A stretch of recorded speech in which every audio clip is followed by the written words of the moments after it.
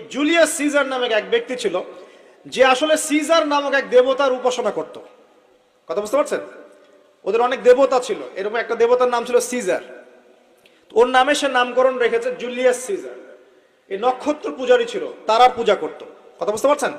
তো তারার পূজা যে করে সে কি তাওহীদপন্থী না মুশরিক? বলেন, সে কি ইমানদার না কাফের, কোনটা? এখন সে একটা ক্যালেন্ডার ফর্ম করেছিল, এর নাম হলো এই গ্রেগরিয়ান ক্যালেন্ডার বলে আর কি।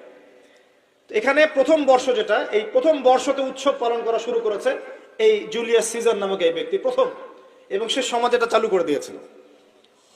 এরপরে আরো পরে প্রায় খ্রিস্টের জন্মের 800 বছরের দিকে পারস্যের এক সম্রাট ছিল, তার নাম ছিল মনে হয় জামশিদ। জামশিদ। তো এই ব্যক্তি একজন সম্রাট ছিলেন। তো সে আবার এরকম বর্ষ বরণের